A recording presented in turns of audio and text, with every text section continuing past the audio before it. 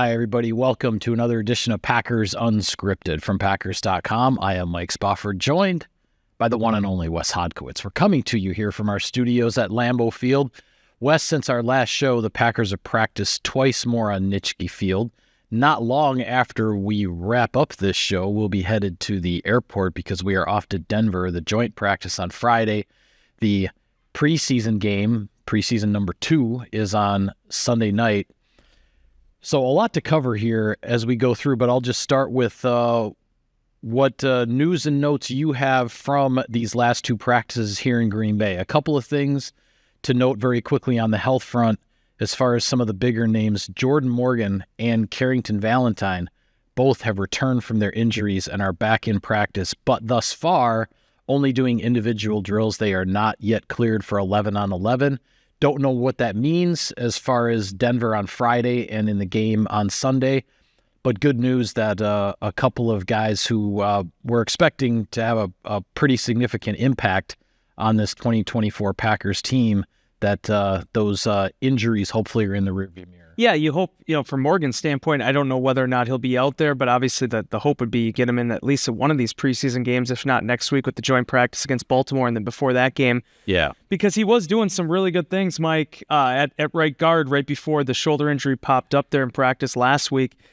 You look at his size, his body type. He was talking to the media on Wednesday and even mentioned, he's getting more comfortable in that guard role. Again, and one of these guys, much like Sean Ryan, whom we talked about earlier this week, somebody that didn't play that position at all in college, was just stationed at left tackle and having to make that adaptation now in the NFL. So when you look at Valentine, when you look at Morgan, obviously I think Morgan's probably the one that you want to make sure you get out in these preseason games and see as much of them as possible and give him those live reps. Whereas a guy like Valentine played so many snaps last year, started 12 games, was such a vital part of that defense with all the injuries that had crept up. I think the other thing that really stood out to me with these practices this week is the more opportunities that Michael Pratt has been receiving at quarterback. And, I think a lot of people make too much out of the first team, second team, third team, designations and who's running with whom. But the thing is they did put more on Pratt's plate this week. He got a chance in the practice on Tuesday to close out the 2-minute drive there. And the arm talent he has, the moxie. This is a guy, much like Clifford last year, who played a lot of college football and I think has shown that he isn't just going to be a deer in the headlights when he makes this jump to the NFL. There's a lot there and a lot of that he can lean back on as he starts to make that transition. Yeah, there is a lot to watch with regard to the backup quarterback situation now. As you said, Michael Pratt getting a little bit more put on his plate, taking some reps with the 2s as opposed to just with the 3s. And with regard to Sunday night's preseason game in Denver, the starters are not going to play.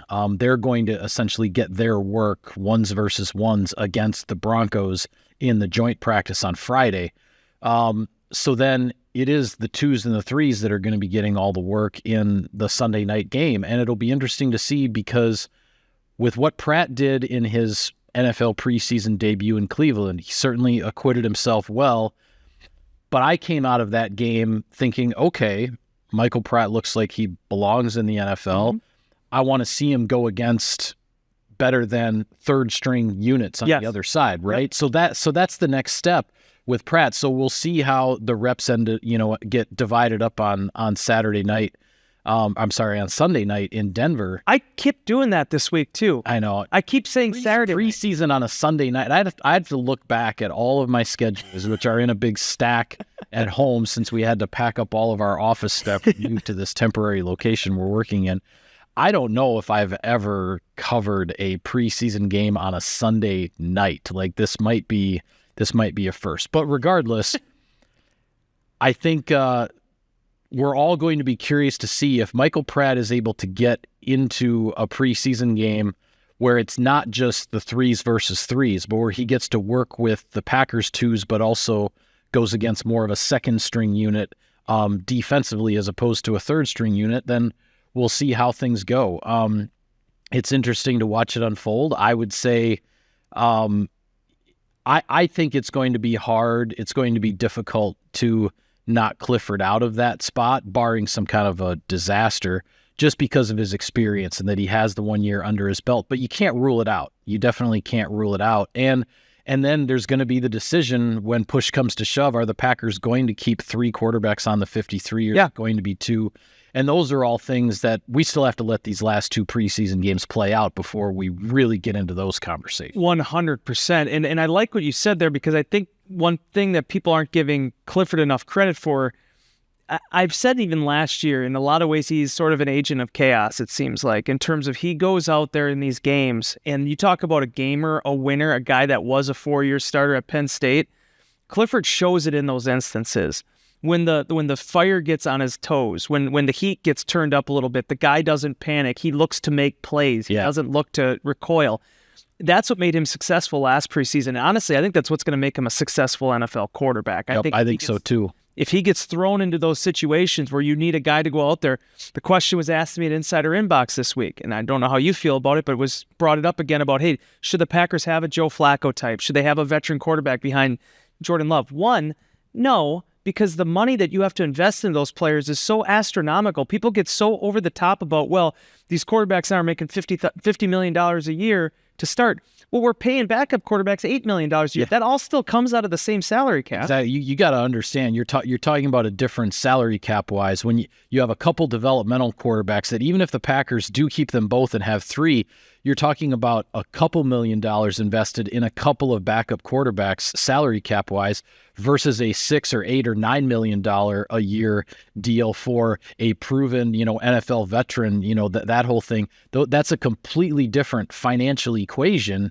And it's something that the Packers would rather not have to go down that road. And they believe in their process of developing quarterbacks and getting guys ready to play if indeed it happens. This is what they did last year with Clifford, what they're doing now with Michael Pratt. I love the decision to draft Pratt in the 7th round. The Packers have had this barrage of 7th-round picks the last couple of years. When you looked at that draft board, he was the guy that I had on there when I was looking at it. I was like, this is the dude if they want to go to try to draft somebody late, and it was the guy they ended up picking. I love what he brings to the table. I love his arm strength. I love the fact that this has been a real live competition between these two. Pratt is moving up from just the entry-level 100-level class to more of the 200-level stuff now with some of these reps he got this past week. But at the same time, I think Sean Clifford's done a lot of good things too.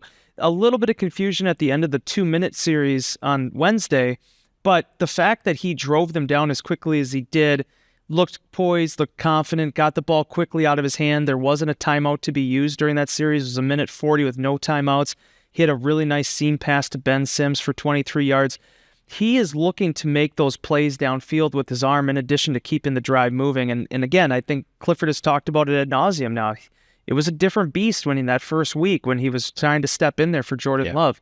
Now he's having a chance to get back in with 2s, and I think you're seeing the development process take it from there. Yeah, and the quarterback situation is definitely going to be worth monitoring here as training camp wraps up, and there are a lot of snaps to be had in these last 2 preseason games, because even if Jordan Love and the starters do return to preseason action in that finale against Baltimore, I don't expect it to be a whole lot much more. It might be a little bit more than the really brief cameo in Cleveland, but then again, maybe not. And we don't know. There are a lot of snaps for Clifford and Pratt to take over these last couple of preseason games. A couple other thoughts with regard to these last 2 practices. Really too bad on the defensive side of the ball that the 2 rookie draft pick linebackers, Edgerrin Cooper and Tyron Hopper, have been injured and have not been able to participate. I think Hopper has been going through some individual drills, but neither one has been in the 11-on-11 at all. And that's really unfortunate. Now there's still another week left after the Denver trip, and there's still the one more preseason game. But at this point, I don't want to put the cart before the horse, as they say, but it's hard to see any sort of an immediate week 1 impact from rookie linebackers in this brand new defense when they have missed as much time and as much potential opportunity as they have. One of the things that I think is interesting about this, though, and I was actually chatting about this on the sideline the other day with Paul Brettel, who's a relatively new media member on the Packers beat, works for ESPN Radio out of La Crosse. He lives here in the Green Bay area.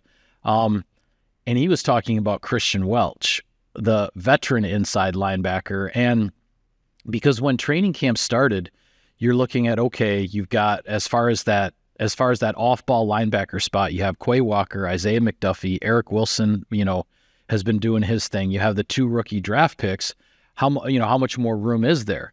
Well, now that Cooper and Hopper haven't really been in there, suddenly Christian Welch, the combination of not only the reps that he's getting in practice, but then what he brings as a veteran guy on special teams and all of that, it's like, well, the Wisconsin native, Iola, Wisconsin, Christian Welch is in position to make this 53-man roster again. We'll see. Again, still a long way to go, but a guy that I don't like to use the word afterthought, but a guy that we weren't really talking about him, right? Right. But now it's looking like, well, maybe we should be talking a little bit more about this guy because I think he's going to be in position to make the 53. And I no means do I want to disrespect Christian here, but I think one of the reasons why you don't think much about him is he didn't play on defense for Green Bay last year.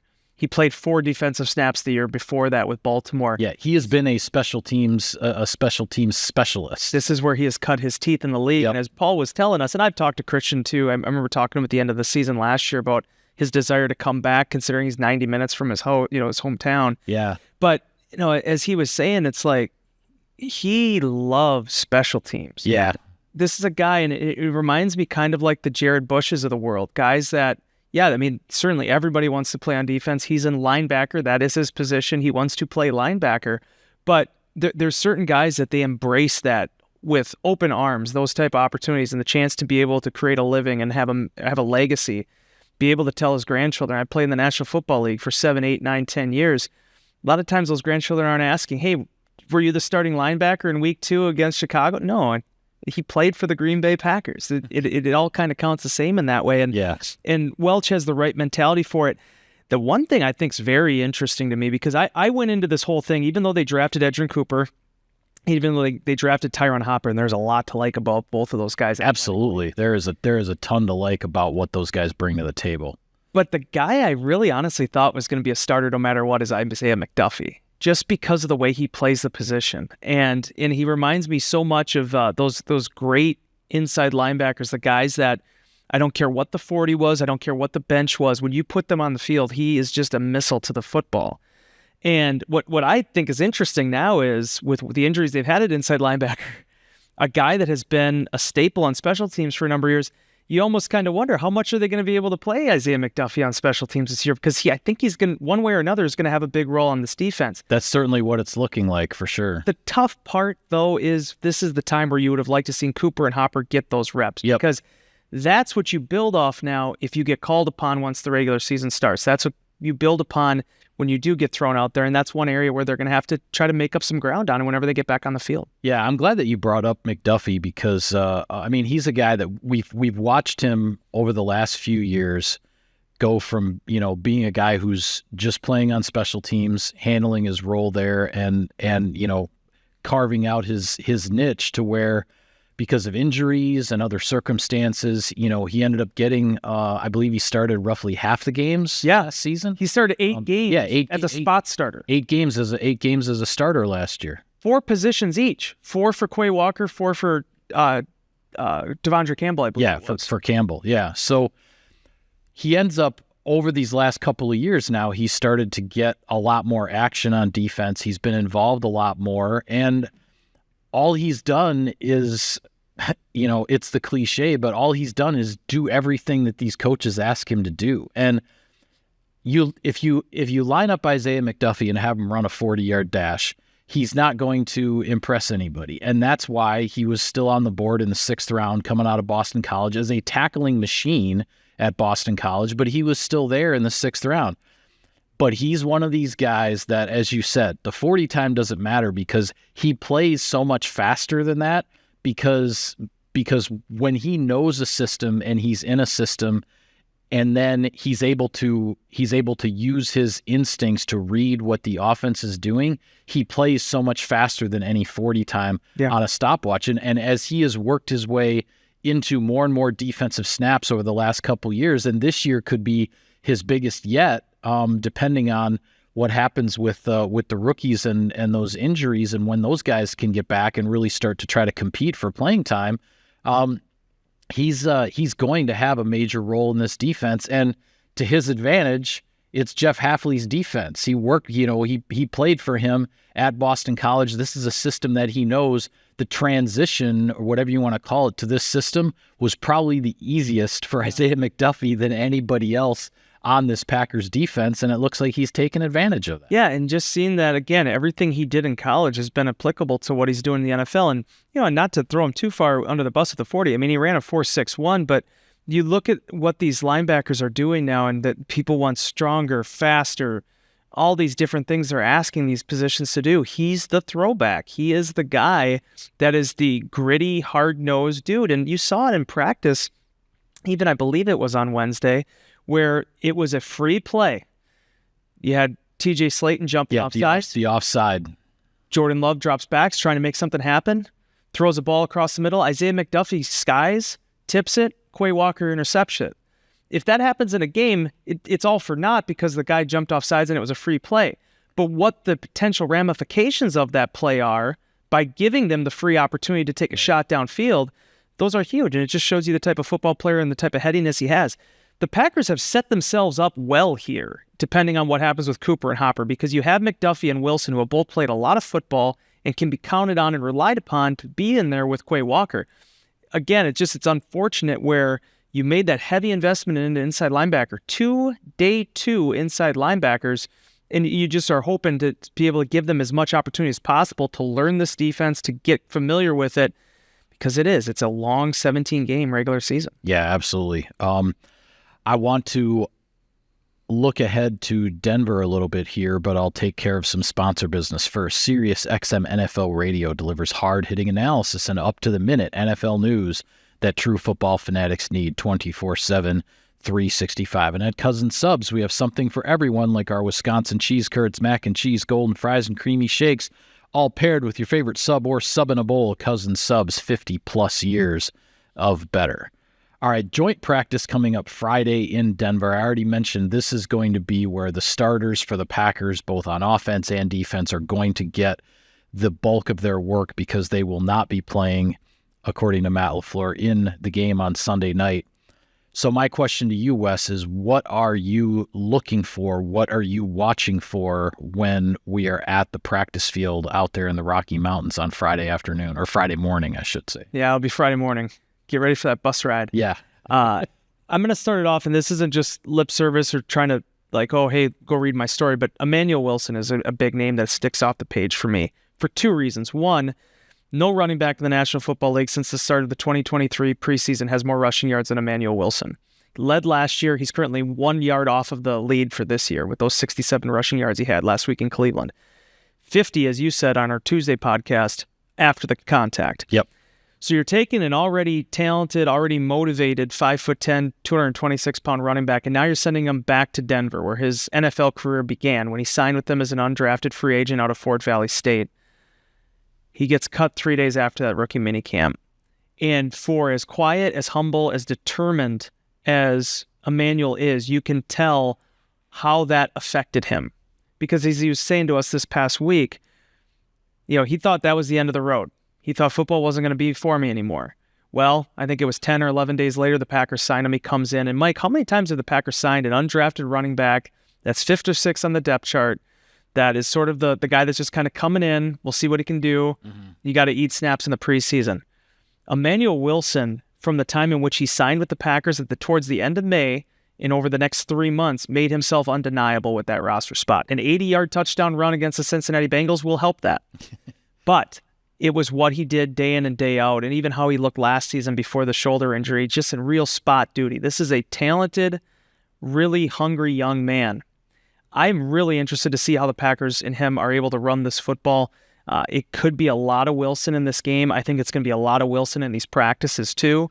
Although Josh Jacobs, this is going to be his game day, so to speak. I mean, you're not going to run him into the ground. And they're currently without Marshawn Lloyd and also Jarvian Howard, neither of whom practiced this week. So right. Great opportunity to build on what they did in Cleveland, and certainly Wilson is going to have a lot of motivation to do really well. Yeah, the thing I still have to get used to with Emanuel Wilson, and I'm starting to, but what I have to get used to with him is seeing that body type, 5'10", 226 pounds, with legit speed. Like, because you look at him, sort of that first impression, and yes, he looks like a running back, but he doesn't look like a running back who would have the type of breakaway speed that he does. And when he broke off that 80-yard touchdown in Cincinnati last August, and when he broke to the outside with, Michael Pratt throwing that extra block for him in Cleveland last week, when he gets in the open field, man, he can turn it on. And that's really impressive because at 226 pounds, he's got the power between the tackles. Like that's there, and that's not a question. And his speed is always impressive to me. The other thing I want to watch for, and I don't know how this is going to go in the Friday joint practice, but with the fact that this will be, the action for Jordan Love and the number one offense is, are the Broncos going to dial up some blitzes? Are they going to get a little exotic? Are they going to challenge the Packers offensive line, the protection calls, the unit there, Jordan Love with the hot reads and the receivers to stay on top of everything? Because, and I know the game out in Denver last October was before the Packers kind of found their footing on offense and got things going. But that Denver defense gave the Packers all kinds of problems last year in the regular season, to the point that the Packers didn't even have any points on the board at halftime. It was a first half shutout for Denver. So the challenge that it will present, and I'm hoping for Jordan Love and company's sake that they do get the challenge of, some third down blitzes and some different calls and different looks that they have to react to and respond to really make that joint practice worth it when they're not going to be playing in the preseason game. So for me, that's a big one to watch. And then when it comes to the game on Sunday night, a couple of receivers that I'll have my eye on. One, of course, is Grant Dubose. And as you mentioned, you have a story on Packers.com on Emanuel Wilson coming out of the Cleveland game. Not long before we turn the cameras on here, a story of mine on Grant Dubose has been posted on Packers.com. So if you want to check that out, certainly do so. But as I mentioned on our last show too, with a guy like Dubose, he had such a strong game in Cleveland. Now the question is, okay, can you do it again? Can you repeat it? Can you stack the success in these preseason games? And then on the flip side of that, in the same competition for, wide receiver and difficult place to make this roster, Bo Melton had a couple of drop passes in Cleveland. But we've seen what Bo Melton can do in games when he was active last season. This is a guy who can help the Packers and he can produce, but he's in a really competitive situation to make this team right now. So how does Bo Melton bounce back from a bad day at the office out in Cleveland, now in Denver? Can he get back to looking like the Bo Melton that we saw down the stretch last season, who was a big part of things for the Packers on offense? So at the receiver position, there's always something to watch. But those are the two guys that I think are going to have the most eyes on them heading into this Denver game. Yeah, for sure. And again, just seeing Grant Dubose just week after week, practice after practice, and preseason game after preseason game, be able to stack that has been really impressive to watch. And as Matt LaFleur also said, that what he's added with his pass blocking too, he's impressed a lot with the effort he's shown in that capacity, which is the oft-forgotten phase of the game when you look at it from a fan's perspective, but sometimes it's just as critical to a team having success. I love that line LaFleur had in the press conference the other day about the receivers: no block, no rock. Yeah. Like, if you don't block in the running game, you're not going to get your number called in the passing game. Like, that's how much they emphasize it here. If you're just going to be a receiver who's going to run your routes and then hang out on the periphery when the running plays are called and not stick your nose in there to find a corner, find a safety, maybe it's even a linebacker that you got to put a hat on a hat and throw a block. It's really, really emphasized around here. And we've seen it, whether it's Bo Melton, whether it's Malik Heath, whether it's Samori Toure, whether it's Grant Dubose, these guys who are fighting for those spots at the bottom of the roster. It's not just, Romeo Doubs and Christian Watson who are blocking in the running game. All these guys are. And it speaks to the mentality and the culture that has been created amongst the wide receivers. And I think it's something that's existed in the Packers wide receiver room for a long time, going back to Donald Driver and James Jones and Jordy Nelson and all that. I think the whole blocking in the running game the mentality has been even heightened in a sense in this particular era with the way LaFleur emphasizes it and the other offensive coaches do as well. Yeah, no doubt. And yeah, so to have Dubose getting involved with this and looking as good as he's looked 3 weeks into camp, and obviously Bo Melton, we all know what he can do. Some unfortunate drops there and some stuff that didn't really sync up right, but incredibly talented. We saw it in the one-on-ones. You were watching that with the receivers and defensive backs. Had a huge touchdown in that. And then quickly, I just want to mention also with Malik Heath. I mean, Malik Heath's a guy that I thought had some drops and had some missed opportunities during the offseason program. I thought he's really bounced back well. And when you're talking about guys that also contribute in special teams, his body type and just that's Rich Bisaccia has deployed him in a number of different units, whether it was on kickoff return as, a blocker, or even on, I think he's been doing some stuff as a gunner. There's a lot of ways to use him as well. So it's what you expect. You want to see good competition throughout that receiving room, but it's just so interesting to me. Like, for example, last week, Mike, I'd challenge you to show me how many teams will start with their starters in a preseason game, and then after that initial series, there's 4 guys that are not going to play anymore. Dontavian Wicks is technically, I guess you would say, the number 4 receiver. He has a 65-yard touchdown, and he's done for the afternoon. That's very rare. I would venture to guess, like, you go back and talk to James Jones. I'm guessing James Jones played in a lot of preseason games and saw a lot of action, despite the fact he was the established number 3 or number 4. Yeah. But this shows you how deep Green Bay is, and if those number 5, 6, 7, 8, Samori Toure, those guys get involved in these games, you have to be able to take advantage of it. Yeah, I'm glad you brought up Malik Heath too, because I think we've seen him on the practice field lately looking a lot more like the guy we saw last year, and 100%. Not the guy who looked like in the spring he was trying to find himself again a little bit. And he's another guy to watch to see now if he can take what he's been doing on the practice field into a preseason game and cash in on what I think will be some opportunities for him. What's the coolest thing too? I'll close on this in terms of the receivers. You're not an Instagram social media guy, but I think something that's so cool about that room, because anybody can say, oh, yeah, we're all pulling for each other and everything like that. Grant Dubose has a great game against the Cleveland Browns. I would imagine, I haven't talked to Bo about it, I'd imagine Bo probably wasn't thrilled with his game. You know what was on Bo's Instagram story 2 days ago? A picture of one of Grant's catches from the Packers account reposted on his. That's being a teammate. Yeah. That's being somebody to root for. And hopefully, Bo can get this thing on again. Because he's an explosive football player, man. Yeah, and you talk about culture. That's a great example of culture right there. So with that, we'll call it a wrap on this edition of Packers Unscripted. Be sure to follow all of our continuing coverage of training camp and everything that's going on in Denver, the joint practice on Friday, the preseason game on Sunday night. We will have it all for you on Packers.com. For Wes, I am Mike. Thank you for tuning in, everybody. We will see you next time.